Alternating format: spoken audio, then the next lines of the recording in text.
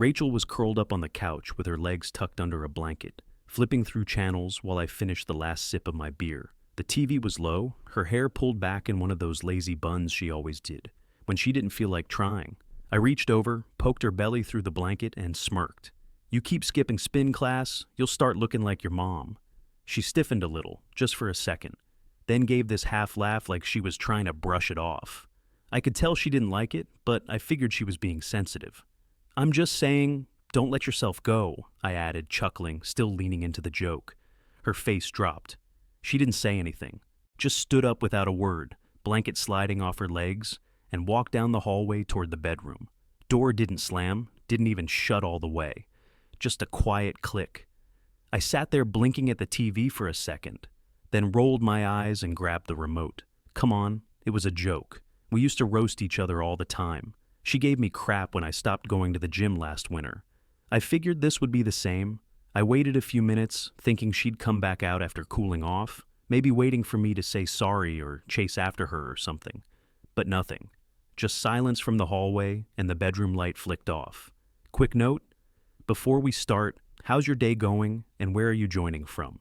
I stayed on the couch, flipping through shows we usually watch together. It felt weird without her curled up next to me, reaching for popcorn or complaining about the ending.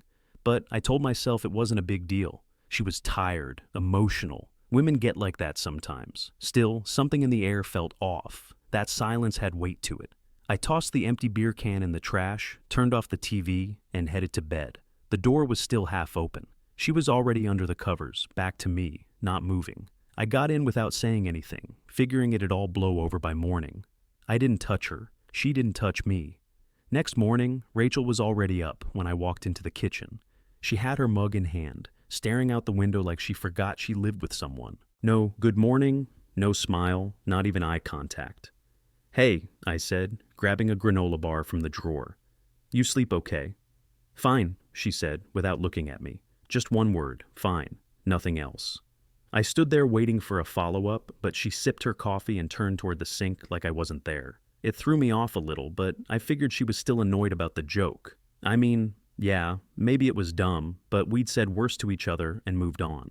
That day I texted her from work like usual. "You want Thai tonight?" She didn't reply until 3 hours later. "Whatever you want." Didn't even say hi. I showed up with takeout, hoping food might thaw her out. We ate in silence. No jokes, no talking about her coworkers like she used to. I asked if she wanted to watch something. She just nodded and scrolled on her phone the whole time. I tried cracking a joke during the show, nudged her and said, "Don't fall asleep on me again, old lady." Nothing, not even a fake smile. A couple of nights later, I brought up the weekend trip we'd been planning since spring. I figured something to look forward to might snap her out of it. "You still want to do Lake Placid next weekend?" I asked, opening the fridge. She was folding laundry on the couch, didn't even look up. "Do whatever you want." That line again. Whatever you want. At first, I laughed it off. Thought she was just being moody. But after a week of cold shoulders, skipped kisses, and no more, "How was your day?" As it started to feel like I wasn't married anymore. She stopped making my lunch like she always used to. It sounds stupid, but I noticed. The little bag with the stupid sticky notes she used to leave, those were just gone. The bed started feeling wider, too. She used to sleep wrapped around my arm. Now she was all the way on her side, back turned, barely breathing near me. I'd inch closer, hoping she'd react. She never did. One night I got home and saw the dishwasher full of clean plates, but none of them put away. The trash was overflowing.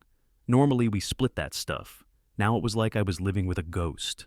Still, I didn't say sorry. I kept telling myself it was just a phase, that she was being dramatic, like always, and she'd snap out of it once she cooled off.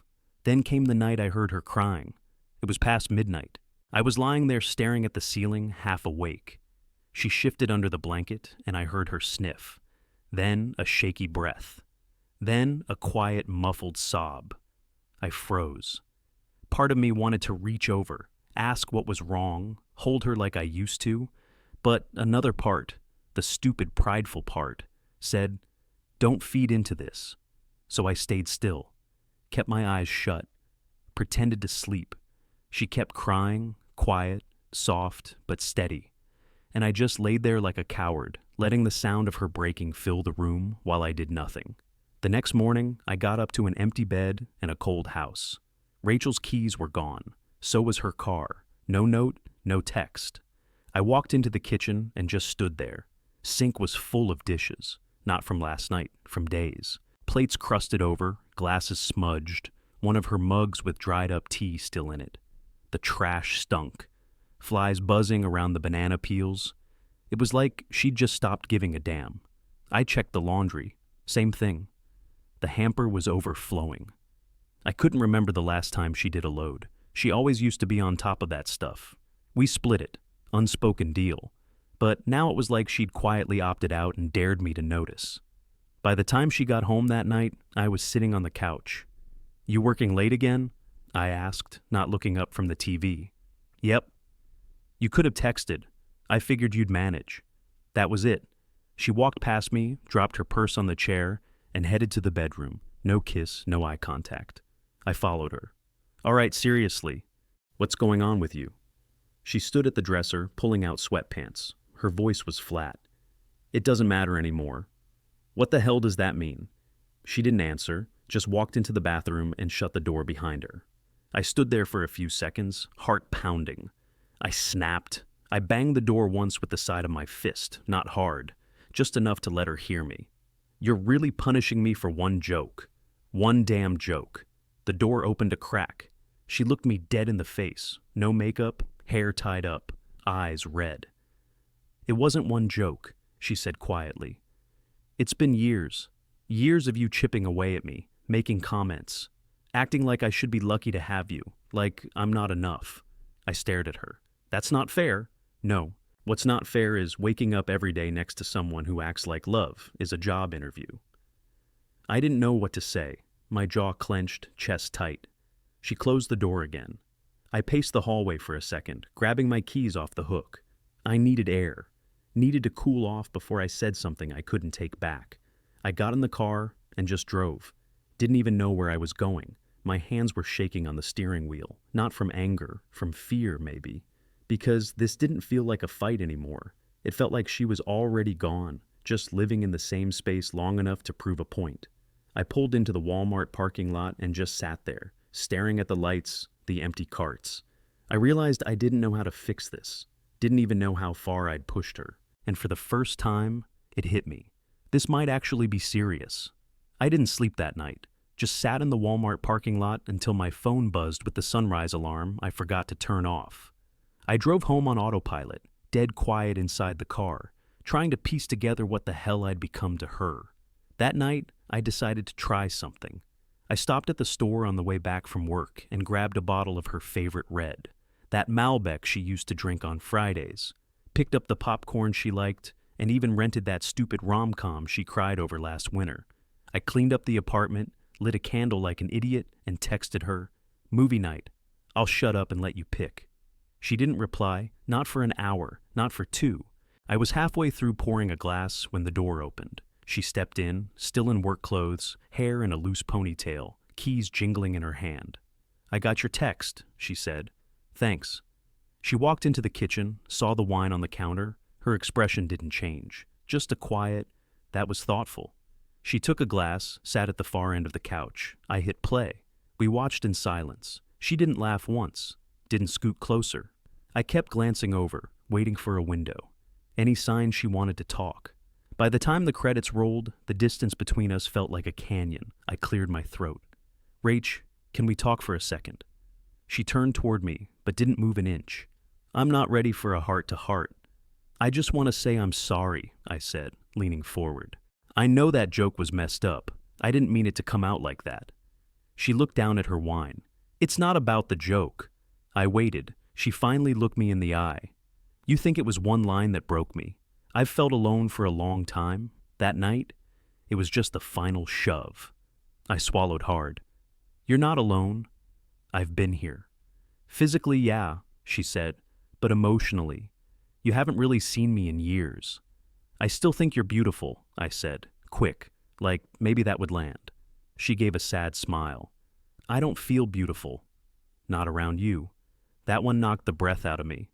"I didn't know you felt that way." I said. Exactly.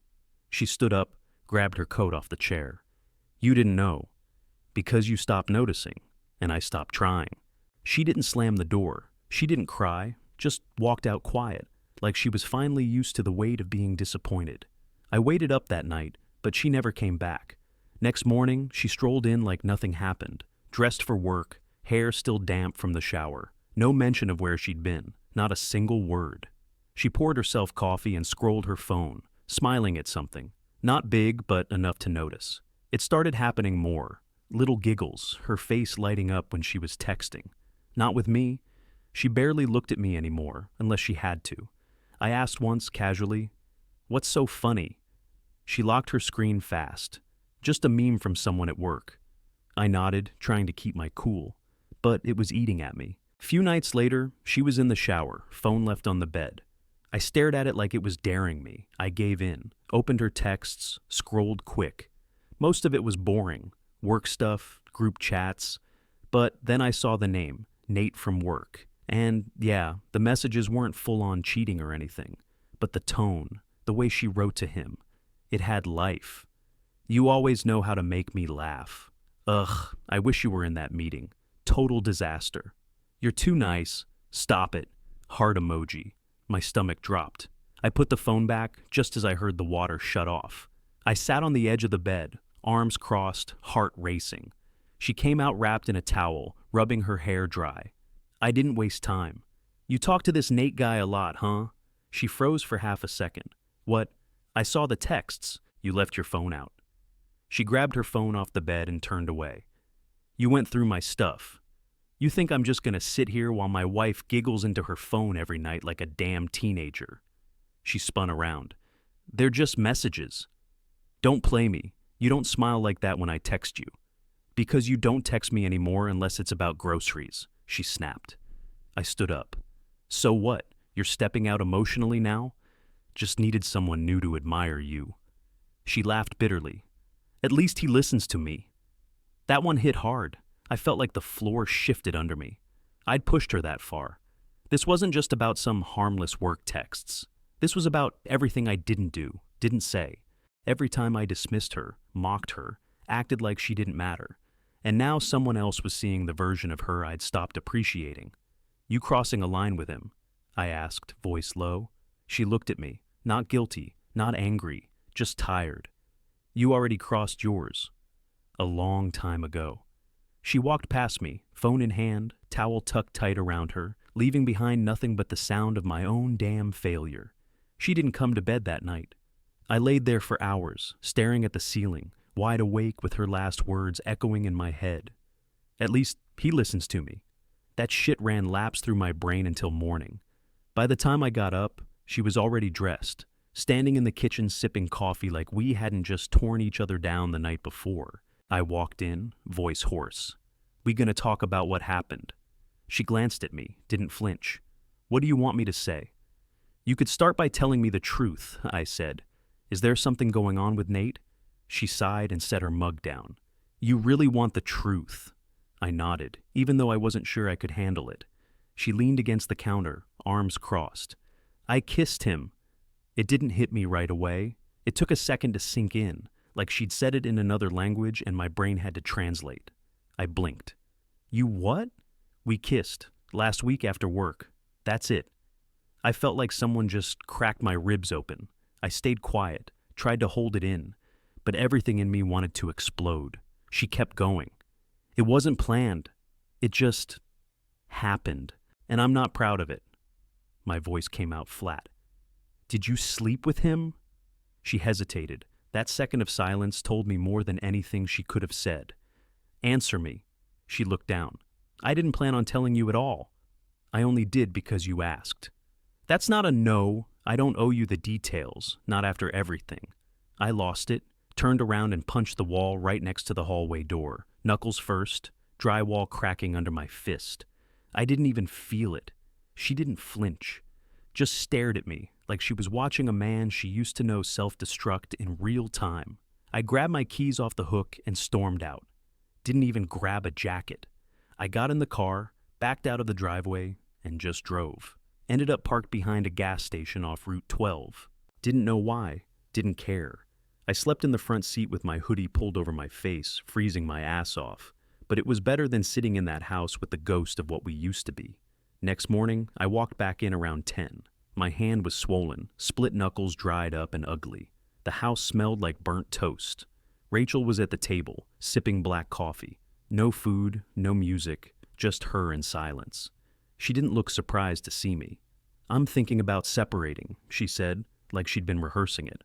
I stood there, keys still in my hand. "You serious?" She nodded. "I don't know who we are anymore. And I'm tired of trying to fix something you only started caring about when someone else noticed me. You think I don't care. I think you care now. Because you're scared. But I was scared for years. And you didn't see me once." I leaned against the counter, head pounding. "So that's it." "I don't know yet," she said, "but I need space. And time. And for once I need to feel like I'm not second place in my own marriage." I didn't argue. I didn't beg. I just stood there, watching her pour another cup like we hadn't just shattered 10 years and 10 minutes. And I knew, deep down, the second she kissed him, this wasn't just about Nate. It was about everything I let die before he ever showed up. The next morning, I scrubbed the stove until the grease stains were gone, took out the trash without being asked, vacuumed the living room twice, even folded the throw blanket the way she liked it, corners sharp, tag tucked. Rachel walked past it all like I'd done nothing. I started leaving notes, not corny cards, just torn paper scraps with stuff like, "I miss us. You're not second place to me. Please let me try." She read them, I could tell. They'd be gone when I got home. But she never said a word. I found a couples therapist downtown and booked us for Saturday morning, told her the time and address and waited for her to say no. She just nodded and said, "Okay." That was the hardest part. Not the yelling, not even the kiss. It was her silence. Like the parts of her that used to fight were just gone. At the session, she sat on the far side of the couch, arms crossed. I told the therapist everything, the joke, the wall, the texts, the fear, the regret. Rachel barely looked up. When she finally spoke, she said, "He's not a bad man. He's just been emotionally lazy for a long time." That cut deeper than anything. I wanted to jump in, defend myself, but I didn't. Because she wasn't wrong. We left in silence. She didn't even wait for me, just got in her car and pulled away. That night, I made dinner, her favorite, that baked chicken with lemon and rosemary she always asked for on birthdays. She picked at it, ate 3 bites.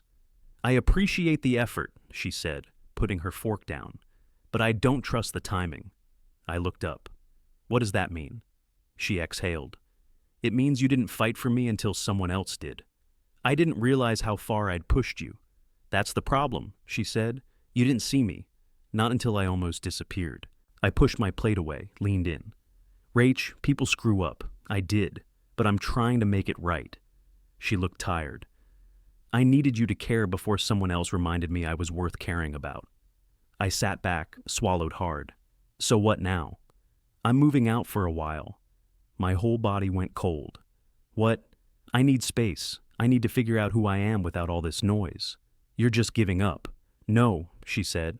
"I gave up a long time ago. You just didn't notice." She stood up, grabbed her keys, and walked down the hall. No suitcase yet, no packed boxes. But in that moment, I knew. The move had already started. She was just waiting for the quiet part to catch up. She was gone by the weekend. I came home from work Friday afternoon, and the bedroom closet was half empty. The little box on the dresser where she kept her earrings and bobby pins, gone. Her toothbrush, her books. Even the framed photo of us in Charleston that used to sit by her side of the bed. No note, no goodbye, just space. And that space got louder by the hour. I didn't eat that night. Just sat at the kitchen table drinking straight from a bottle of whiskey I hadn't touched in months. Her chair across from me was still pushed in, like she'd just stepped out to grab something. She didn't come back. Next few days, I stopped shaving, stopped going to work. The calls came in, then stopped. Same with the texts. I didn't answer anyone. The bills piled up on the counter next to the untouched mail she used to sort. I called her once, straight to voicemail. Second time, same thing. Third time, her sister texted me, "She needs space. Let her heal. Please stop calling." That one knocked the air out of me. I stared at it for a long time, thinking about all the times I dismissed Rachel's stress, her moods, her silence. And now someone else was doing what I never did, protecting her. Tuesday, I drove over to her parents' house in Summers. Her dad answered the door. Same old man, still wearing his garage-stained baseball cap. "Hey," I said, hands jammed in my jacket. "Can I talk to her?" He stepped outside and shut the door behind him. His voice was calm, but his eyes were sharp. "She's not here. Is she okay? She's with her sister for now. You'll have to let her be. I just need 5 minutes." He shook his head slowly. "She's finding herself again. That's not something you interrupt." Her mom came to the window, gave me a soft, polite wave. Nothing cruel, but no warmth behind it either. I drove off without pushing it. That night, I went to Mark's place. He opened the door and took one look at me. Bloodshot eyes, hoodie stained with God knows what, and didn't say a word. Just moved aside so I could walk in. We sat on the back patio in silence for a while. Cold air, cheap beer, two grown men pretending it wasn't awkward. Finally, I said it. "I ruined it." He didn't pretend to disagree. "You think it's over?" I asked. Mark took a swig. "I think it's been over for her longer than you realized." I nodded, couldn't argue. "I just thought I had more time," I said. "That's the thing, man," he said. "You never know when the clock's already run out." I sat there until the beer got warm and my throat burned from holding everything in.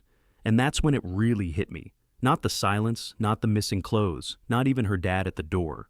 It was that I had every chance in the world to fix this before it got here, and I waited too damn long. 3 weeks later, she agreed to meet. We picked a park halfway between our places. Neutral ground. I got there 10 minutes early, sat on a bench near the fountain, wiping my palms on my jeans, heart thudding like I was waiting for a job interview. Then I saw her. She walked up the path, wearing jeans and a light jacket, hair down, no makeup, and still she looked better, lighter, straighter posture, calmer eyes, like she'd slept for the first time in years. "Hey," I said, standing up. "Hey," she replied, not cold, not warm, just even. We sat a couple feet between us, the kind of space you leave when you don't know someone anymore. "I'm glad you came," I said. She gave a small nod, eyes on the fountain. "I've been thinking about everything," I started, "and I get it now. I didn't see it back then, but I do now." She didn't interrupt. "I didn't just make one bad joke. I made you feel small, unseen, and I didn't even notice when you started fading out. That's on me." "I appreciate you saying that," she said. "I wish I could go back." "I don't," she said, voice flat but calm. It needed to happen. There was a long pause. Wind kicked up a little. I looked down at my hands. "You really signed the papers." "They're done. I dropped them off yesterday."